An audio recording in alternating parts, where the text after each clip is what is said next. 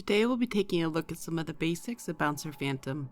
This guide assumes you already understand the basics of the Bouncer class and will instead focus on what's new for the Phantom subclass. First, we'll take a look at two new jet boot combos. One will be your damage combo and the other will be your PP regen combo. For your damage combo, you will alternate between fully charging a tech to fill your focus gauge and spending that focus on a jet sweep kick. The basic loop will be kick, tech, kick. For the PP combo, you will do a jet sweep kick followed by normal 2 and normal 3. Repeat this loop until you have enough PP. You can also replace normal 3 with a weapon action if you need a few extra iframes. For both of these new combos to work, you'll need to have the S6 Soaring Heaven Dance. Serpent Plunger jet boots get a special mention in this guide because they're really just that good. They increase the speed and range of your kick, making them a must-have for your sanity as Bouncer Phantom. Without them, mobs tend to constantly move just out of your kick range, and you're kind of a sitting duck during the animation. These are still being used today on the JP server. Farm these now and you won't have to worry about replacing them until NGS. Now, moving on to Soaring Blades, we have the Photon Blade Fever Tech Cancel combo. To do this, you simply hold down the button to charge a tech, and then spam your weapon action as fast as you can. This combo can be performed while stationary or combined with tackles for even more damage. If for any reason a fight won't allow you to maintain this combo, resort back to older combos such as dash swing circles. For your jet boots, you'll want to go for tech damage. Since you'll always be matching the enemy's elemental weakness with jet boots, it's a good idea to use Phrase Weak Augment for the extra 2% elemental damage. If you have more tech than melee with your jet boots equipped, you can stop using Switch Strike.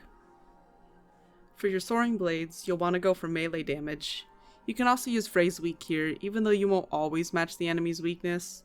The 2% increase in damage is a lot better than a pure stat augment, and you can cover most endgame enemies with light Soaring Blades, and if you really want to push it further, you can make a pair of dark Soaring Blades too. Phrase Decay is also an option here if you do a lot of group content, because there'll almost always be someone applying gel into the boss. You'll also want to make sure you have a minimum of 200 PP.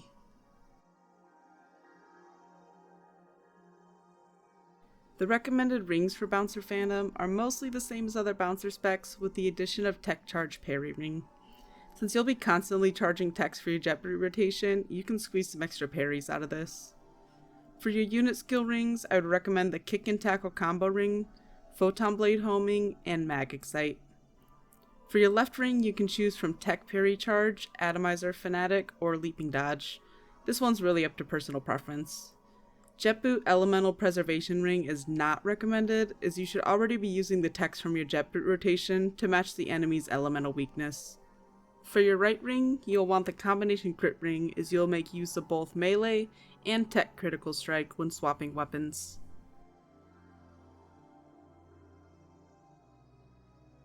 Bouncer Phantom can be a bit of a glass cannon. If you're switching from Bouncer Hunter, you'll probably find yourself dying quite a bit at first. Be patient with yourself and consider practicing your iframes and dodges in some of the harder solo content such as Mask.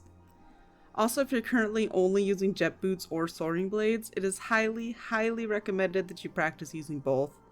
By only using one weapon, you're completely neglecting your second damage cooldown and leaving a lot of damage on the table. I'll leave a link in the description below for the suggested Bouncer Phantom skill tree.